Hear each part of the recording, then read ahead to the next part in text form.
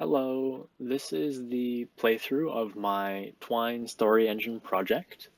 My game is called Loop, and it's basically structured around three loops. So I have them, first one is highlighted here, the second one here, and the third one here. And then there are options within these loops to go back or forward or continue on to another part of the story, or go back and forth between loops. So we'll start from here. So the first loop starts with the player character waking up. So this effect there was achieved using just some basic styles. So I've got the blur style, which here you can see. It flickers as well, which brings in the transition. And then in the next segment here, which is this one, you can see I've got some more text styles on here just to give it, the look as if this is the player speaking to himself or themselves.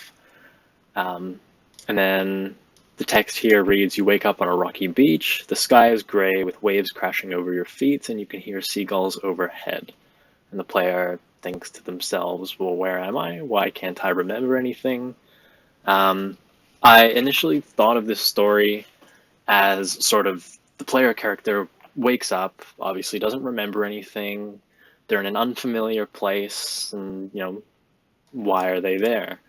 So the character has the choice to either stand up or, it might be a good idea to stay seated.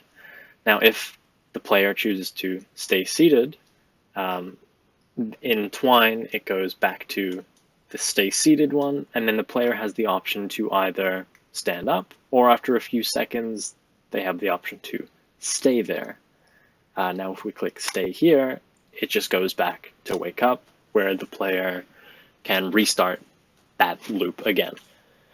Now, if we were to stand up, or let's go stay seated, and then take a few moments to gather your thoughts. Now let's stand up. So then we go to this passage where it reads, "It takes a great amount of effort to stand up, but as you are doing so, you hear a faint voice that sounds like it's coming from a radio nearby." And then I have this text highlighted in red. It's italicized just to give the illusion that there is another character in this scene. Where is that voice coming from? It almost sounds familiar. This is like an internal dialogue from the player character. And then here we only have one choice, but it's to investigate the source of the noise. So after following the voice for a couple of minutes, you stumble upon a small handheld radio. And then the voice stops, disappears. I've got lots of ellipses here just to identify that there is no longer a voice coming through the radio. And now the player has the option to either say something and advance the story, or you can remain silent. So if the player were to say something, the player speaks into the radio, and no feedback is received. Player speaks again, heard a voice just a moment ago, and then we get a noise that comes through the radio. Now this game is meant to be played in full screen. That's why that was blocking some of the text there. But this is the only highlightable text on this page. And if the player were to click this, which is the only thing they can do unless they want to go back, that actually takes them to the start of the next loop, where they will wake up again. Now the player has the option to either question reality, or they can scream. So we'll question reality in this circumstance. The player says, "Wait a second, what just happened? Did I just go back in time?" Realizing that they might be stuck in a loop. And so now the player has only one choice here. It's to question reality even more. So if we do that, then the player expands on their thoughts. And again, there's only one choice here, but it's I've got to get out of here. So we can press that and get out of here which gives us another choice, or we can go back to the question, reality, or scream, which is right here, this loop. So if we scream, which takes us to the next section here, the player screams and then quickly realizes that, again, they've got to get out of here. So these two lead to the same place, which is getting out of here, which then prompts the player to start running. The player decides to run, and then running along the beach, you realize that you didn't hear the voice over the radio this time around. And the player trips and falls, falling face first into the sand with a loud thud. This thud, I was able to achieve that with some more text styles. I gave it a shutter effect just to really accentuate that thud. And then as the player lifts their head up from the sand, then they see the radio sitting right in front of them. Now they have the choice again to either speak into the radio or they can stay quiet. Now here, you can either speak into the radio, which takes you to this segment, and then obviously to the next loop, or you can stay quiet. For this first initial playthrough, we'll just speak into the radio. The player says, let's try this again. Is anybody there? Silence from the radio.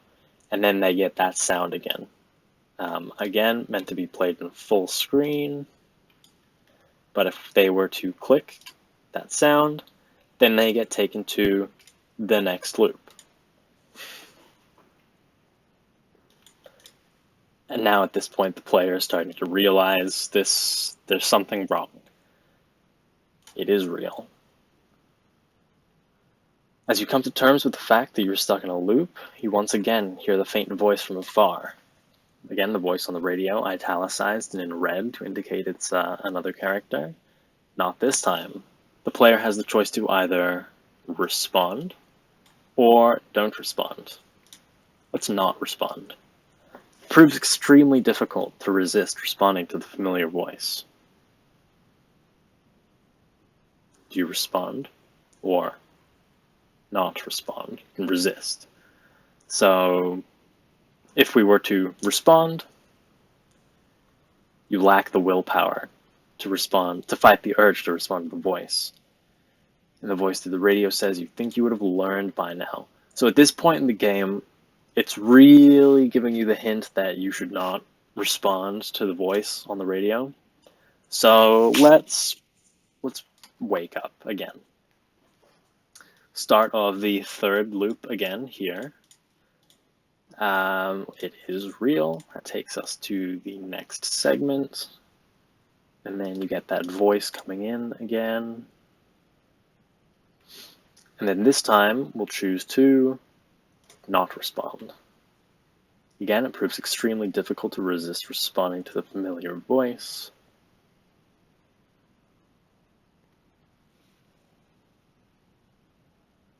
And then this time, we will resist.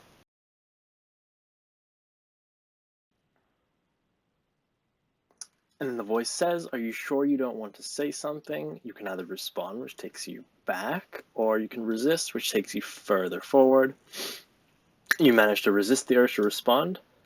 Now might be a good opportunity to carry on. So now this takes you to the end of the game, or near the end of the game.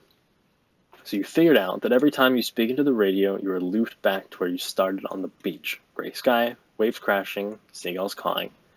You've escaped the loop for now. However, now this takes you to pretty much the end of the game here. You spot a mysterious figure standing in the water, staring at you. You can either approach the mysterious figure or turn around and run. Now, any normal person would probably turn around and run, but let's approach the mysterious figure. For some reason, you decide to step into the water and approach this mysterious figure. Something about them seems familiar. As you get close to the mysterious figure, you're suddenly stuck in place, unable to move. The figure locks eyes with you and says, wake up. Now you only have one choice here, and this ends the game, essentially. Once you reach the end of the game, thank you for playing, obviously, and then you have the choice to wake up again, one more time. And then this takes you from here, the end of the game, back to the very start. So at any point at the end of any of these loops, you can reach the end of the game. So if we go from the very start of the game, we wake up. Again, very start of the game here. We will stand up. We will investigate the source of the familiar noise. The voice through the radio. The voice stops. And then we can either say something or remain silent. This is the option we didn't choose last time, so we'll press that. And decide to remain silent. The voice through the radio, tempting you to say something. You can either, again, say something or continue to remain silent. So we'll do that. And that takes us here, essentially. You can either say something again or say nothing. Saying nothing is, that's it. Maybe I just can't interact with the radio. The player says to themselves, I should carry on. Got to figure out what I'm doing here. So you carry on, that takes you here, and then once again you figure out that you loop every time you speak to the radio. Escape the loop for now. So let's go back to here where we have the chance to say something. Okay, just give it 1 second. We can say something, which takes us to this passage here. And then the player speaks into the radio. And in a moment, we'll get that noise where we can press that and head to the start of the second loop where we can wake up again. We'll scream, which takes us to here. And then we'll get out of here. Start running.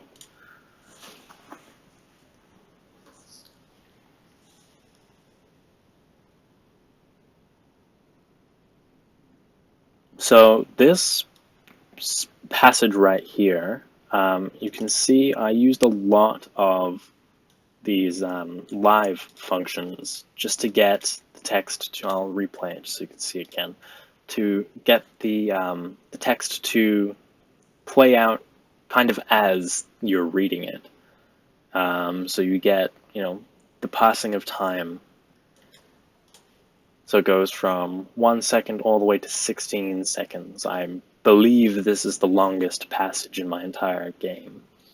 We'll go with the stay quiet route, which we didn't choose last time, which takes us down here.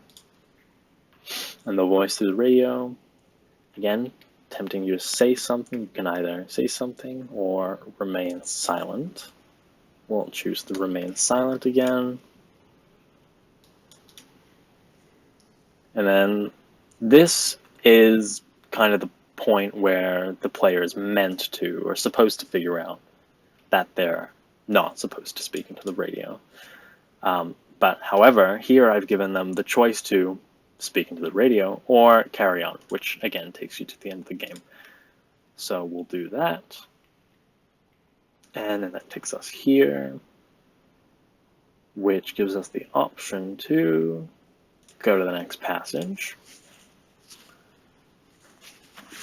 And then here we get the option to, again, approach the figure, or, like we should do, turn around and run.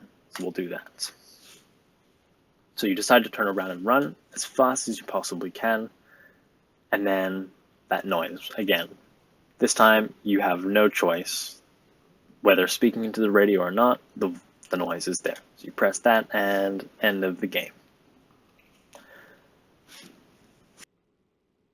So that really concludes the game.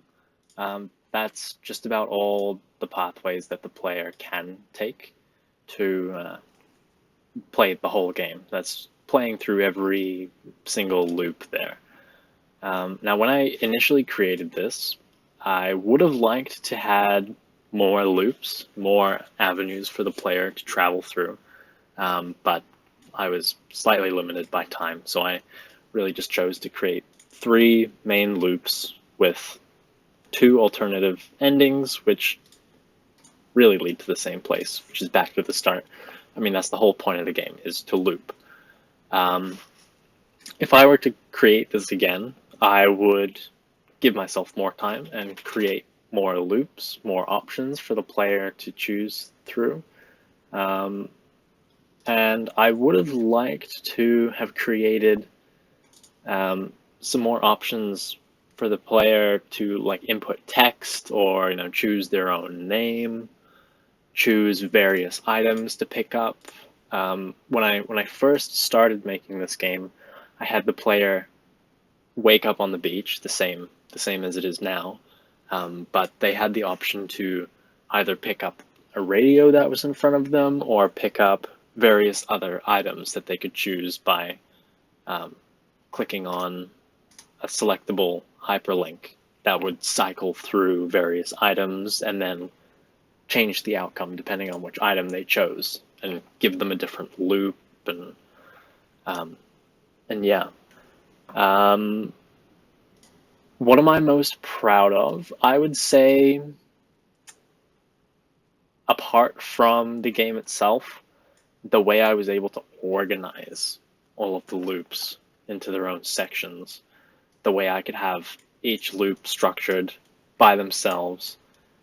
And I think Twine does a really good job of letting you organize things well, having the arrows that see exactly which passage feeds into which other passage, letting you have multiple, like here for example, letting you have 3 different passages that feed into one, that feed into another, and give you a whole other section of the game essentially here.